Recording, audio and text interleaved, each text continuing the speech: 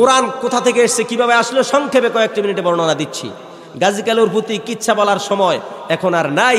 এখন মানুষ যথেষ্ট সচেতন, কোরআন হাদিসের আলোচনা শোনে, ঠিক কিনা বলেন?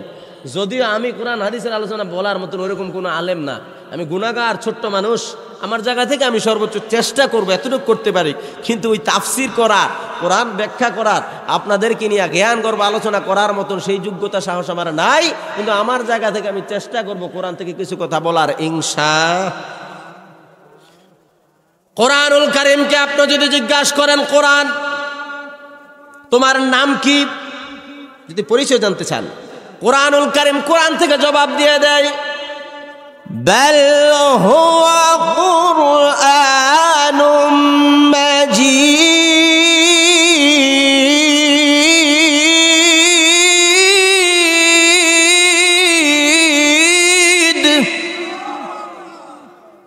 ঠিক আছে, তোমার নাম কোরআনুম মাজিদ, নামটা জানলাম, বাড়ি কোথায়?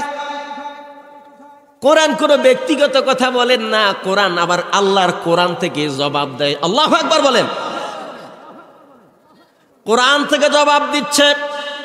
আমি ছোট করে শর্ট করে বলতেছি, কারণ আল্লাহর ওলিরা আসতেছে আমার পরে, তাদের জবান থেকে জ্ঞান গর্ব আলোচনা শুনবেন। তার পূর্বে কিছুক্ষণ সময় আপনাদের মনে কষ্ট হইতেছে না, খারাপ লাগতেছে? তো জোরে বলেন তো সকলে মিলে জবানটাকে ছেড়ে মারহাবা। আর একটু আওয়াজ করে বলেন মারহাবা। নারে তাকবীর, নারে রিসালাত, সোনাকান্দা দরবার শরীফ। ঠিক আছে, তোমার নাম কোরআনুম মাজিদ, জানলাম। আসলো কোথা থেকে, বাড়ি কোথায়? আবার কোরআন কোরআন থেকে জবাব দিচ্ছে, ফি লাওহিম মাহফুজ।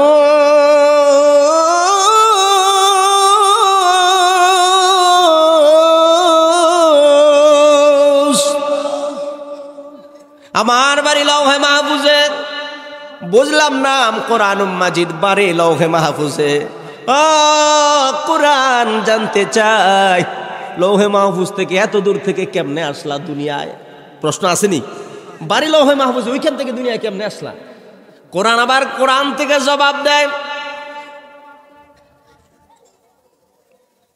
নাযালা আলা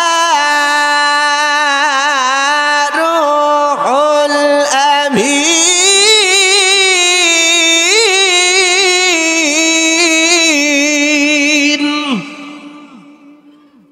আল্লাহর ফেরেশতা জিবরাইলের মাধ্যমে দুনিয়ায় তাশরিফ এনেছি।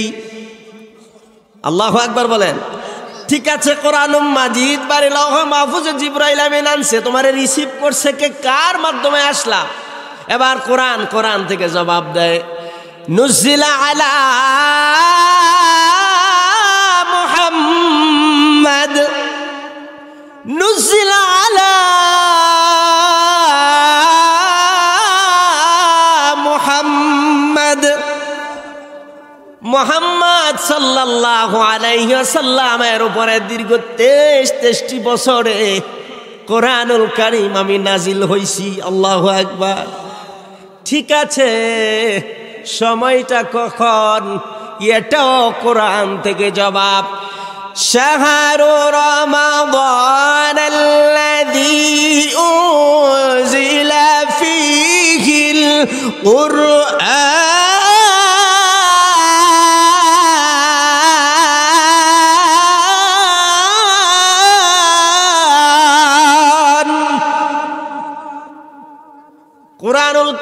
কোরআনুল কারীম নাজিল হওয়ার মাস কোনটা? জোরে বলেন। প্রশ্ন আউট হয়েছে সামনে দিয়ে, পিছনের তো প্রশ্ন আউট হয়ে গেছে। বলেন কোন মাস? এই তো মাশাআল্লাহ, মারহাবা বলেন। ঠিক আছে, রমজান মাসের সময়টা কখন? আপনি যত চাপ দিয়া কোরআনটা ধরবেন, কোরআনকে আমিও উত্তর না দিয়া না দুই না কোরআন না, মারহাবা বলেন। যখন যেই সময়ের কথা জিজ্ঞাসা করবে আমি কোরআন থেকে জবাব দিব। আল্লাহু আকবার বলেন। কোরআনুল কারীম পড়তেছে, ইন্না আনজালনাহু ফি লাইলাতিল কদর ওয়া মা আদরাকা মা লাইলাতুল কদর। লাইলাতুল القدر خير من ألف شهر تنزل الملائكة والروح فيها بإذن ربهم من كل أمر سلام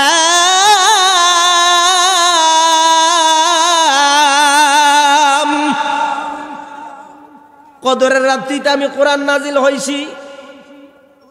ঠিক আছে, কেন এত কিছু, কেন দুনিয়াতে আসলা নবীর মাধ্যমে, কেন আসলা? প্রশ্ন আছে না? আছে কিনা বলেন? এটাও কোরআন থেকে জবাব দিচ্ছে। হুদাল লিল মুত্তাকিন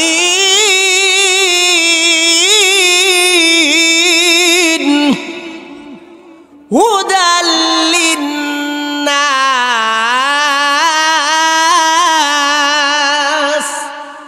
আল্লাহু আকবার বলেন। মুত্তাকিদের হেদায়েতের জন্য, মুত্তাকিদের হেদায়েত পথ প্রদর্শক হয়ে তাদের বেলান থেকে লাইনে নেওয়ার জন্য আমি কোরআন নাজিল হয়েছি। এক কথায় জাহান্নামী লোকগুলা যেন জান্নাতে যাইতে পারে, এই জন্য আমি গাইডলাইন হয়ে কোরআন নবী রহমাতাল লিল আলামিন নবীর উপরে নাজিল হয়েছে। যারা বলেন মারহাবা। এটা কোরআনের পরিচয় সংক্ষেপে দিলাম। পাইলেন তো? পেয়েছেন তো? আলহামদুলিল্লাহ বলেন। এখন ওই কোরআনের আয়াত এখন বলবো, এখন ঢুকছে আলোচনায়। তখন কোরআনের সংক্ষিপ্ত বর্ণনা, এটার লম্বা আর অনেক আলোচনা আছে, আমি সেই দিকে বর্ণনা, বিস্তারিত বর্ণনায় যাচ্ছি না।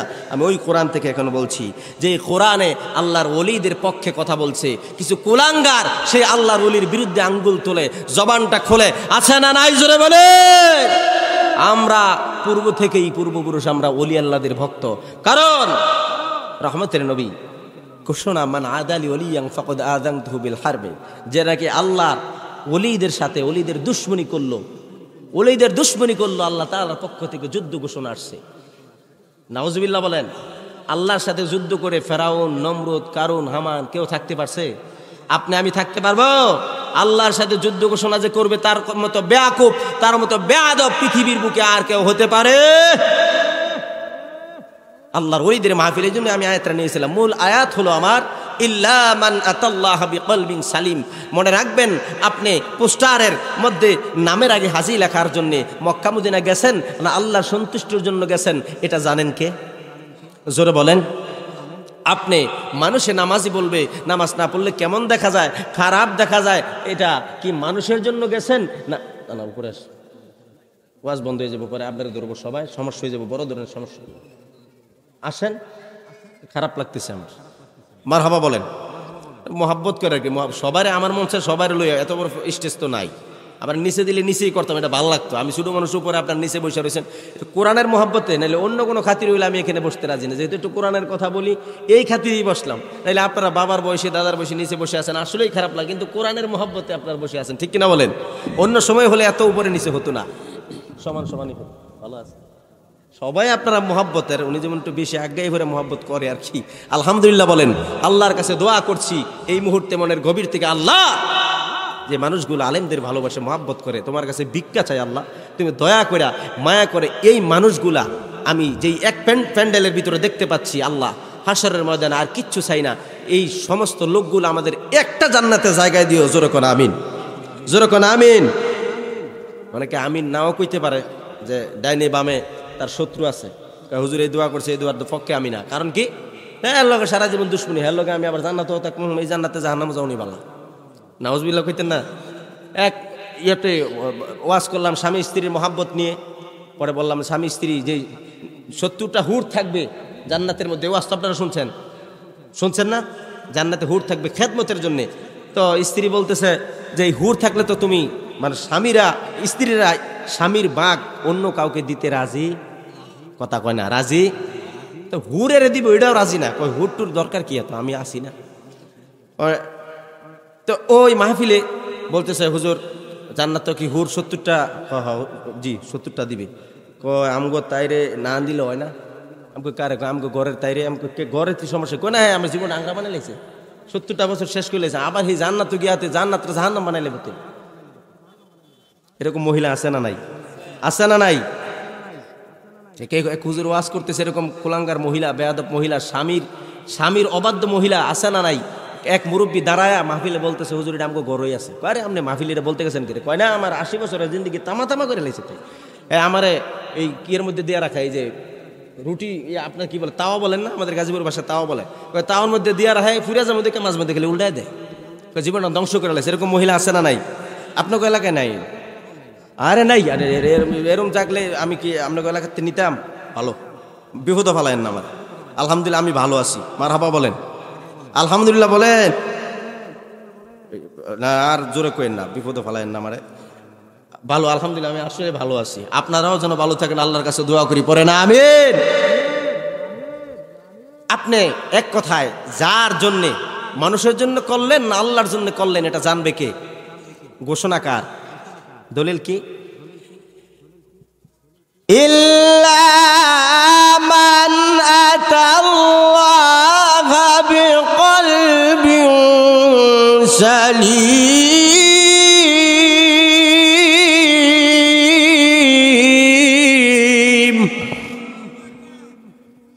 আল্লাহ বলেন, পৃথিবীর মানুষের লোভ দেখানো, 50 বার হজ করা, 100 বার উমরা করা, প্রতি বছর লক্ষ কোটি টাকার সিরিয়াল ধরে জাকাত দেওয়া, আছে না নাই? জাকাত দিতে গিয়া মানুষ মরে, বাংলাদেশের ইতিহাসে আছে না নাই? আমার ভাইরা, তারপরে মানুষকে দেখানোর জন্য কুরবানি করা, কুরবানির গোশত চাউইন না ব্যক্তিকে ধমক দিয়ে তাড়ায় দেওয়া, এরকম কুলাঙ্গার আছে না নাই? এরকম যত ইবাদত আপনি করেন, এই ইবাদত কি আল্লাহর জন্য না মানুষের জন্য? এটা মন থেকে, দিল থেকে, কলবের যাচাই করেন কে? আরো জোরে বলেন কে? আমার ভাইরা, কলবের যাচাই, চমৎকার যাচাই। এই কলবটা যদি জকজকা ফকফকা কইরা, কলবটা পরিষ্কার কইরা আয়না বানায়া লইয়া যাইতে পারেন রে, আল্লাহর কসম, হাসরের ময়দানে আপনাকে আল্লাহ তাআলা বান্দা পরিচয় দিবে না। আল্লাহ বলবে, এই বান্দাটা তো বান্দা না, সাধারণ বান্দা থেকে বান্দাটা আমার বন্ধু হয়ে গিয়েছে। আল্লাহু আকবার। নবীর প্রেম দিয়া, যদি নবীর প্রেম দিয়া জীবনটা সাজান, নবীর সুন্নাত দিয়া জীবন সাজান, আপনার জীবনটা সুন্দর, মধুময়, আরামদায়ক করে দিবে কে? নবীর জন্য আমরা পাগল কি পাগল না? কে কে নবীর পাগল? হাত তুলে দেখান। নারে তাকবীর, নারে রিসালাত। হাত নামান। ছটফট ছটফট করে গো নবী অন্তরে, বলেন ছটফট ছটফট করে গো নবী অন্তরে। কাছে আইসা পাশে বৈশা, কাছে আইসা পাশে বৈশা, নাও না বুকে পাগলা রে, ছটফট ছটফট করে গো নবী অন্তরে। ঠিক কিনা বলেন? মদিনায় যাইতে চাই কি চাই না? আমার নূরের নবীরে ঘুমের ঘরে স্বপ্ন যোগে দেখতে চাই কি চাই না?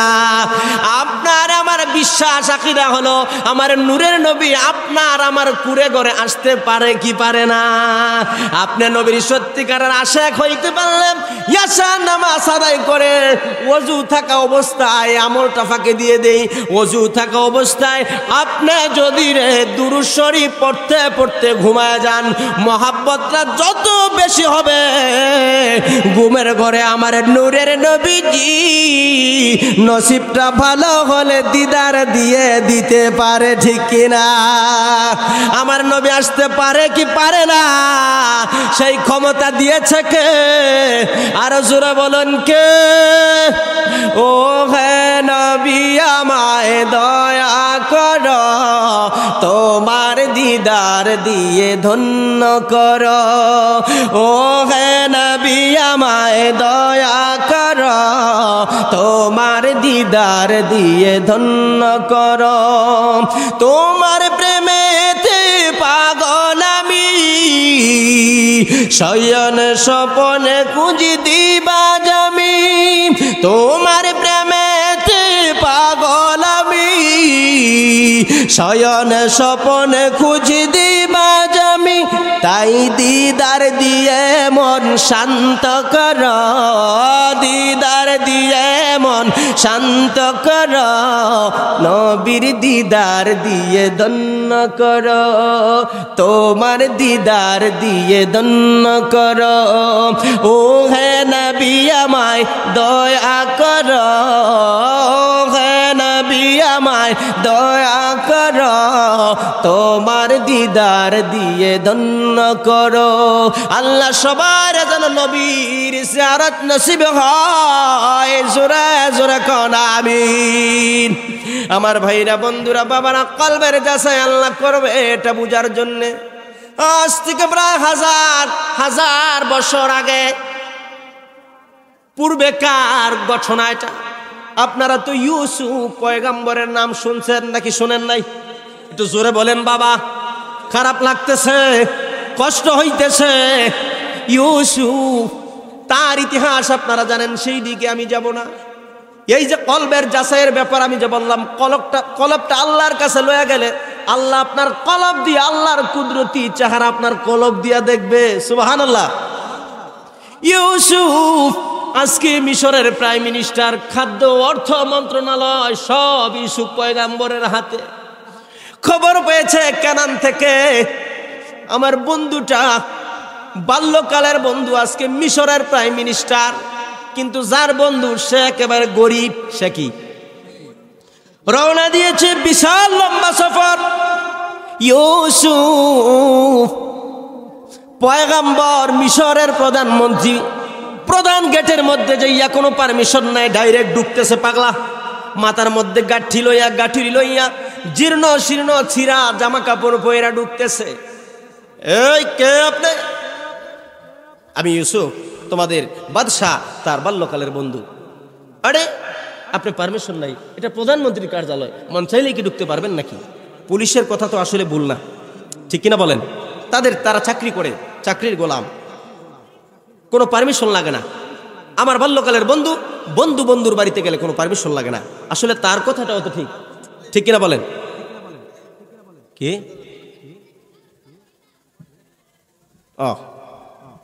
মারহাবা বলেন।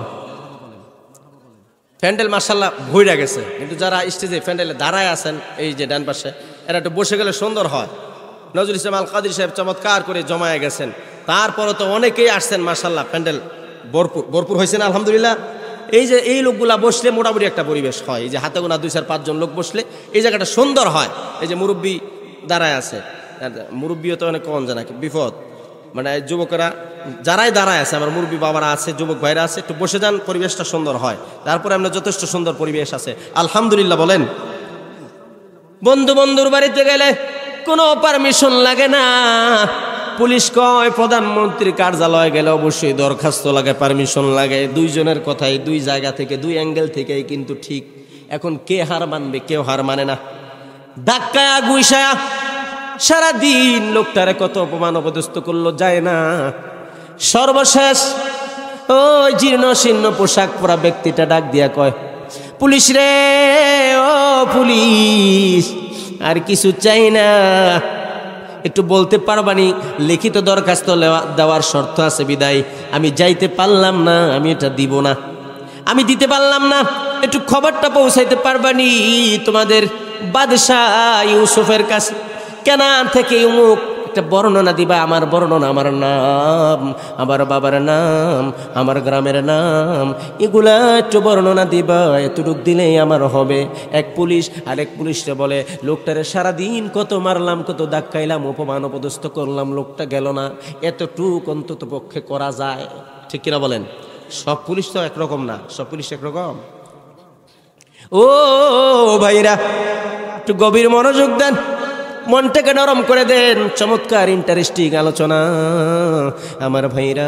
এক পুলিশ আরেক পুলিশকে কয়, খবরটা অন্তত পক্ষে দেওয়া দরকার, ঠিক আছে? ও ইয়া আইয়ুহাল আজিজ, আল্লাহর নবী, ও ইউসুফ, সকাল থেকে একটা পাগলা মাথার মধ্যে গাঁঠুরি লইয়া, জীর্ণ শীর্ণ ছিঁড়া জামা কাপড় পইরা ঢুকতেছে সরাসরি, কোনো পারমিশন নাই। ধমক দিয়ে অপমান করে বের করে দিলাম। বললাম আপনি দেখা করতে চাইলে আপনি একটা লিখিত দরখাস্ত দেন।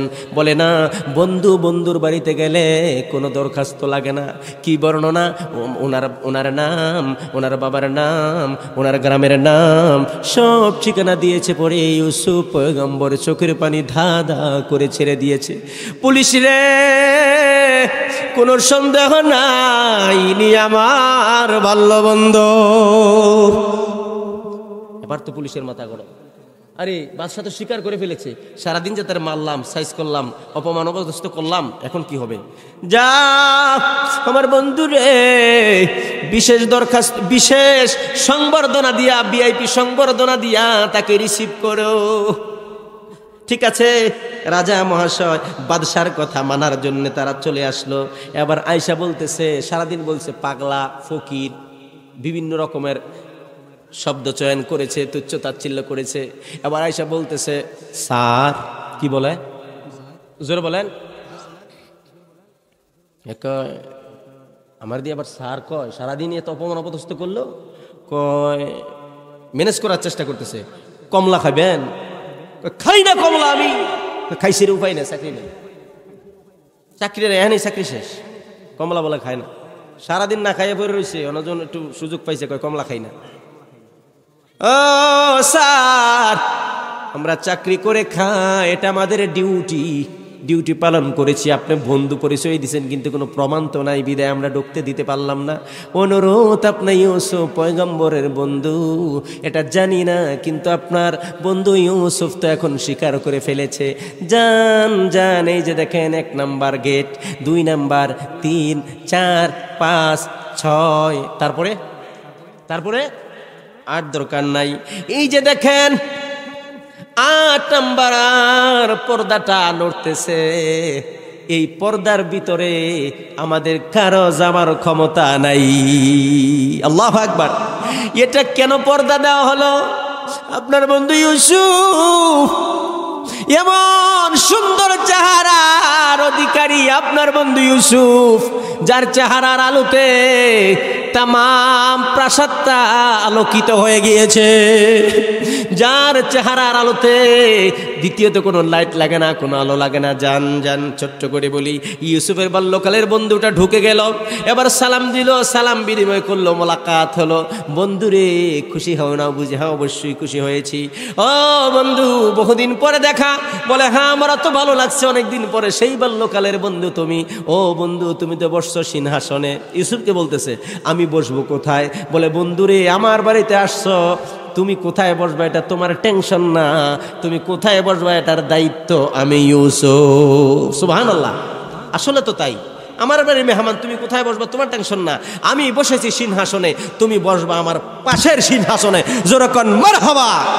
এরা ছিল কেমন মানুষ? কোনো অহংকার নাই, কোনো হিংসা নাই। একটু খেয়াল করেন, মিশরের প্রধানমন্ত্রী, বাল্যকালের বন্ধু তো কতই থাকে খেলার সাথী। তো কি হয়েছে? সে ঢুকছে সিরা জামা কাপড় পরা, চুল উস্কো খুস্কো, পাগল বেশে, আউলা কাশে ঢুকছে। এই ব্যক্তিরে ইউসুফ পয়গম্বর রিসিভ করে ফেলেছে এবং ভিআইপি সংবর্ধনা দিয়া। জোরে বলেন আল্লাহু আকবার।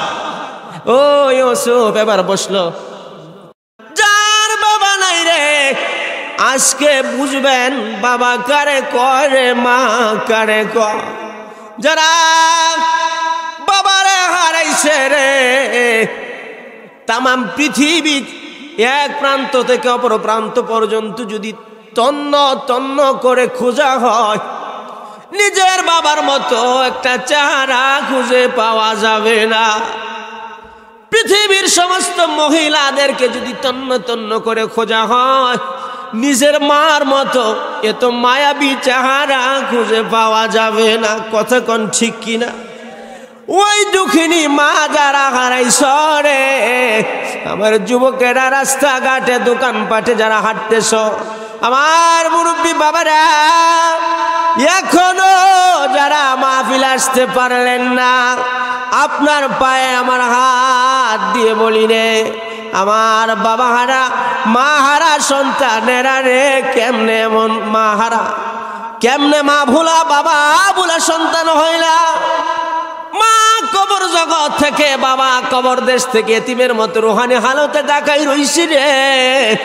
আমার সন্তান মাহফিলে যাইয়া আমার জন্য হাত তুলবে, দোয়া করবে, এই উসিলাইনি আমি একটু শান্তি পাই। চিৎকার মারে ডাক দেয়, সন্তান রে মাহফিলে যাইয়া দোকান বাটে ঘুরো রে, রাস্তাঘাটে ঘুরো। মা বাবা চিৎকার মারে, কিতাবের মধ্যে লেখে মা বাবা কবর জগৎ থেকে ডাক দিয়া বলে, রে সন্তান, আগে যদি জানতাম এমন ভুলবি রে, তোদের নামে লক্ষ কোটি টাকার সম্পদ তোদের নামে দিয়ে আসতাম না, বিভিন্ন মসজিদ মাদ্রাসায় লিখিয়ে দিয়ে আসতাম, সদকায়ে জারিয়ার সওয়াব পাইতাম, তোদের হক যতটুকু সীমিত দিয়ে দিতাম। কিন্তু রে কেমনে বুইলা গেলি, কেমনে ওই 10 মাস 10 দিনের কথা ভুললি?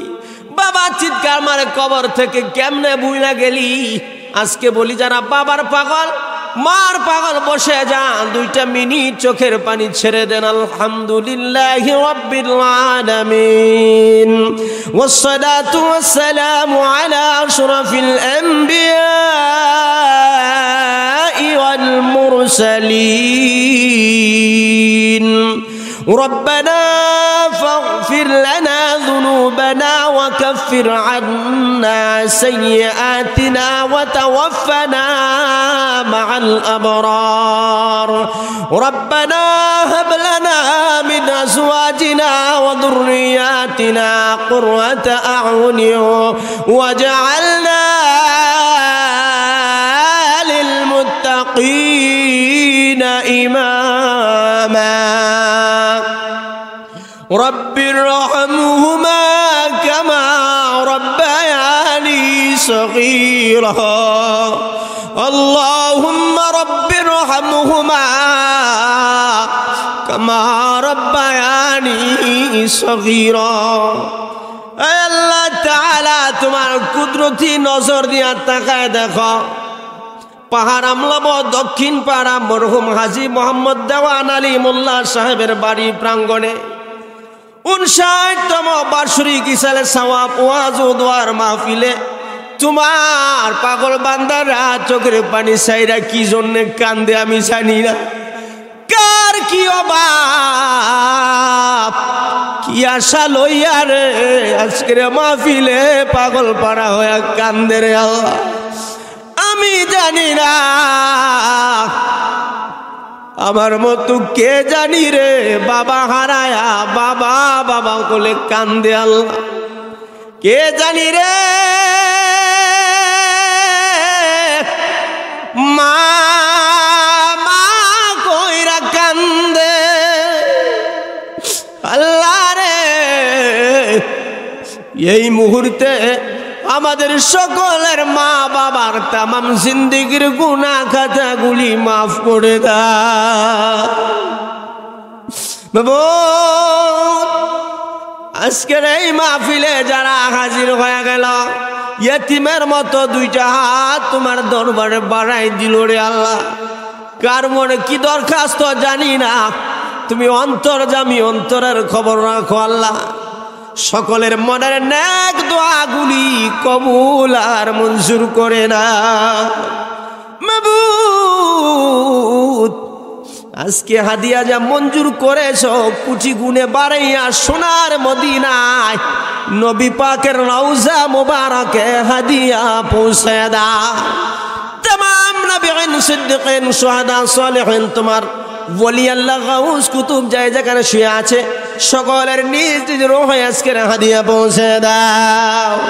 আয় আল্লাহ, আমরা যারা বাবা হারা মা হারা এতিমের হাত বাড়াইলাম, মেহরবানি করে আল্লাহ মা বাবার কবরের আযাব বন্ধ করে দাও মাবুদ।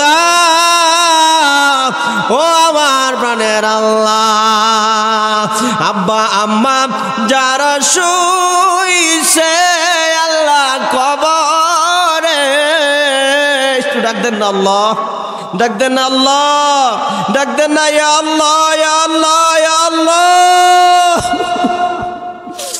আল্লাহ তাকে দেখো প্রায় 5 যুগ হয়ে যায় সোনাকান্দার কুতুব যে মাহফিল কায়েম কইরা গেছে আল্লাহ, আজকে সোনাকান্দার ফুল বাগানে লক্ষ লক্ষ মুরিদদেরকে শোক সাগরে ভাসায়া আলহাজুল হাফেজ মাওলানা আব্দুর রহমান আরাবী রহমতুল্লাহি আলাইহি সোনাকান্দা ফুল বাগানে শুয়া রইছে আল্লাহ। তোমার ওলির পাক রোহেজকে হাদিয়া বোঝায়া দাও, তোমার ওলির রুহানি নেক দোয়া নেক তাওয়াজ্জু আমরারে নসিব করিয়া দাও। আব্বা আমার কবরে আর আযাব দিও না, জবানটা কই না কোন না বাবা। আব্বা আমার কবরে আমরার দাদা দাদির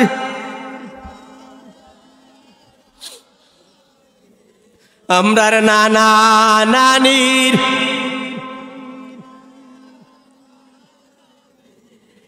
পাহাড় আমলাবো গ্রামবাসীর কবরে আর আয় আল্লাহ তোমার দরবারে যা বলেছি বলতে পারি নাই, সমস্ত দরখাস্ত কবুল আর মঞ্জুর করে নাও।